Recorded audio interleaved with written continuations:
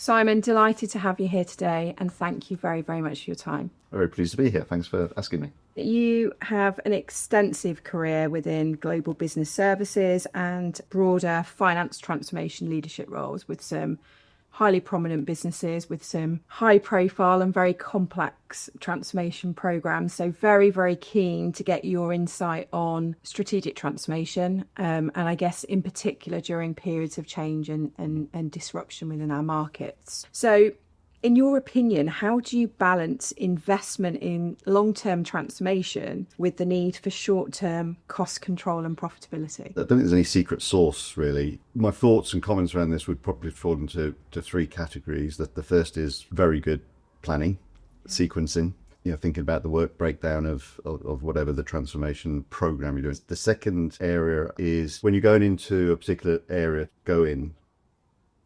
manage that particular unit and get out. Don't keep going back to them. Don't pick at them. Maximize the impact you can make in the period you've allotted to them. And I think the third area, it's a mixture of carefully constructed communications and real clarity on your accounting to be really clear. So what's that story? It might be an external story as well. And the clarity as to how that's going to work with investor relations and particularly your owners of your particular business. When market disruption hits, how do you reprioritize transformation initiatives to protect the core business value? It's really important, I think, to focus on the evergreen pieces, the bits which, even if just ramped down, there's a value and a benefit to the business, even if you don't complete the transformation. In both ramping down and ramping up, the way you resource and the way you plan programs needs to be much more agile. The other big piece is risk management. So every good program manager will have a RAID log or a risk management assessment. Too many times people are just doing it by rote and they're not really thinking about the genuine risk either up or down and genuinely coming up with either mitigations or alternative plans. It becomes we've got to do that. So it becomes a bit of a tick box exercise. And when something does happen, everybody ignores that. They'll quickly try and think of something different. How do you manage financial risk during large-scale delivery transformations, in particular, I guess, in volatile markets? I was involved with one at the time which had to pause, and actually everything became cash. So we really focused on all aspects of the transformation from a cash perspective. Then it meant working with Treasury, with your forecasting, planning, analysis, sometimes with your investor relations people to get that tight story about, maybe you've invested a pile of money in transformation, why that's not completely wasted.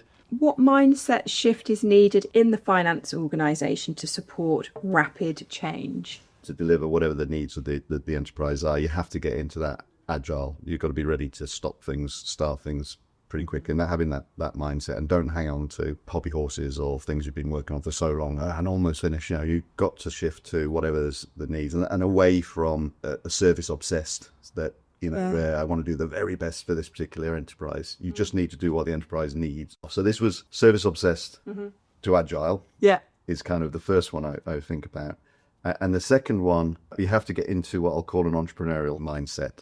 So you have to be ready to take opportunities much quicker than typically coming from a finance background. You think, now I want to do things in a controlled, calm, positive way. I want to do this and make sure that works, then do that, make sure that works.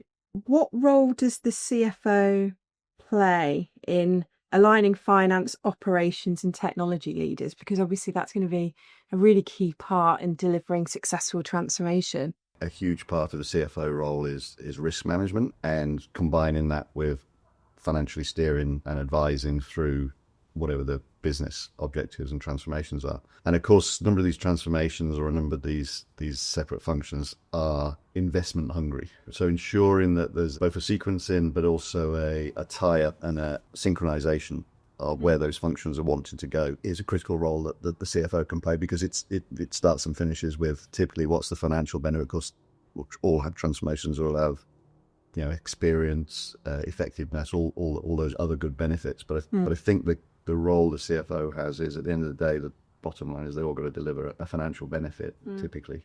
What would you say is the most overrated financial metric during a transformation? The cost imperative. People use the term table stakes.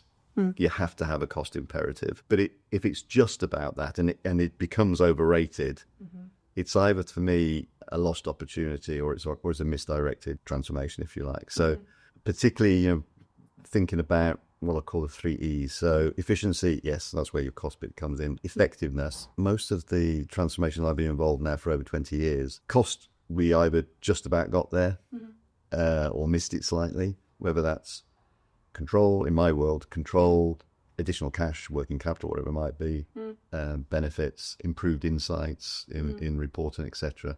All thought of as second tier in some way, but actually are the more important. And then increasingly, I'm finding over the last sort of 5 to 6 years, experience and how do you make a particular organisation easier to work in, and like work in global business services, work with, is increasingly, I see that as a metric. So the overrated one, even though it's a bit contrarian, being it's the table stakes, is probably the one that's overrated, because these other two probably have more or bigger benefits in the long run. Well, Simon, thank you so much for sharing your insights and perspectives with me today. Thanks for having me. I've enjoyed it. Thank you.